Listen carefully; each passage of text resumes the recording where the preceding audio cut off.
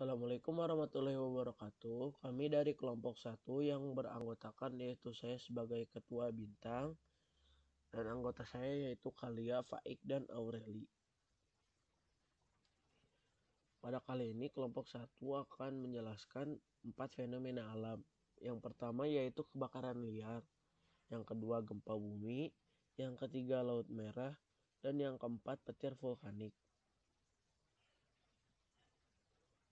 Yang pertama saya akan menjelaskan mengenai kebakaran liar. Apa itu kebakaran liar? Kebakaran liar adalah api yang tidak terkendali di daerah memiliki vegetasi yang mudah terbakar dan bisa terjadi di daerah pedesaan atau hutan.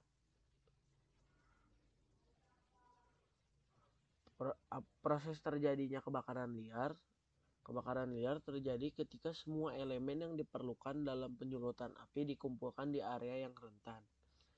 Sumber penyalaan dihadapkan dengan bahan yang mudah terbakar seperti vegetasi yang mengalami panas yang cukup dan memiliki pasokan oksigen yang cukup dari udara sekitar.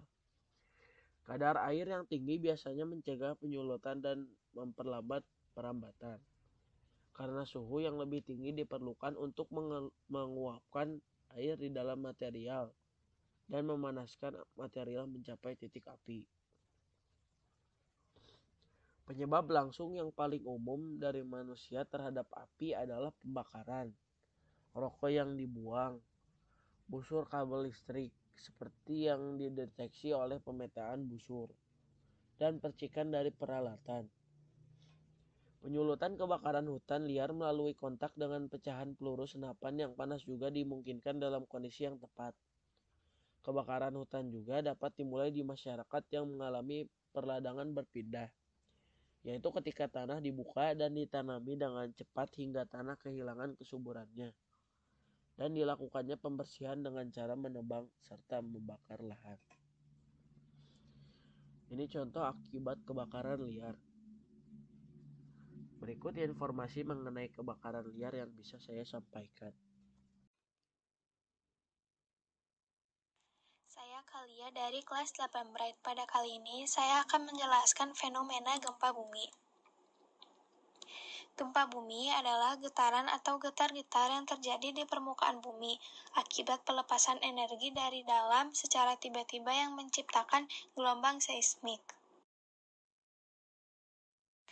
Gempa bumi biasa disebabkan oleh pergerakan kerak bumi, lempeng bumi. Frekuensi suatu wilayah mengacu pada jenis dan ukuran gempa bumi yang dialami selama periode waktu. Gempa bumi diukur dengan menggunakan alat seismometer. Berikut adalah contoh akibat gempa bumi. Penyebab gempa bumi. Pergeseran lempeng bumi dapat mengakibatkan gempa bumi karena dalam peristiwa tersebut disertai dengan pelepasan sejumlah energi yang besar. Selain pergeseran lempeng bumi, gerak lempeng bumi yang saling menjauhi satu sama lain juga dapat mengakibatkan gempa bumi. Hal tersebut dikarenakan saat dua lempeng bumi bergerak saling menjauh, akan terbentuk lempeng baru di antara keduanya. Kebanyakan gempa bumi disebabkan dari pelepasan energi yang dihasilkan oleh tekanan yang disebabkan oleh lempengan bumi yang bergerak ke satu arah atau bisa juga lebih. Semakin lama tekanan itu kian membesar dan akhirnya mencapai pada keadaan di mana tekanan tersebut tidak dapat ditahan lagi oleh pinggiran lempengan. Pada saat itulah gempa bumi akan terjadi. Cara mengatasi gempa bumi. Yang pertama, membuat bangunan yang tahan gempa.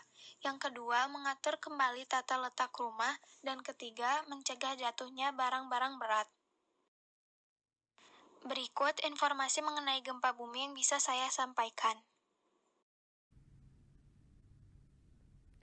Selanjutnya ada fenomena laut merah.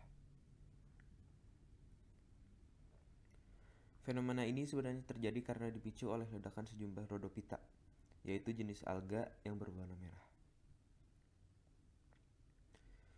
Perlu diketahui juga bahwa fenomena laut merah tidak memiliki waktu khusus untuk kapan terjadinya. Berikut contoh-contoh dari akibat fenomena laut merah.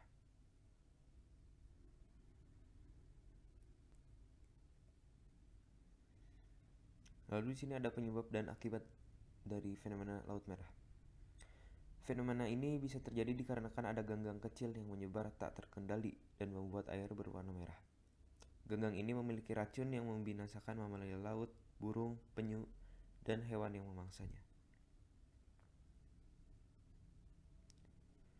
Menurut informasi yang saya baca, sampai saat ini belum ada cara untuk mencegah fenomena laut merah ini.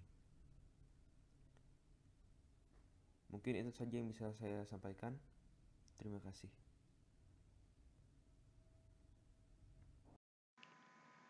Yang terakhir adalah petir vulkanik.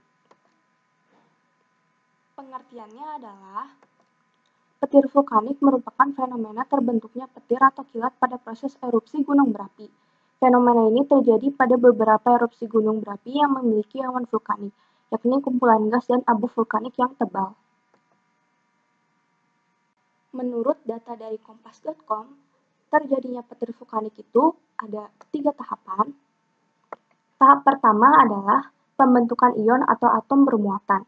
Suhu tinggi gunung berapi dan beragamnya komposisi yang ada di dalam gunung berapi menyebabkan partikel yang keluar tidak netral atau bermuatan.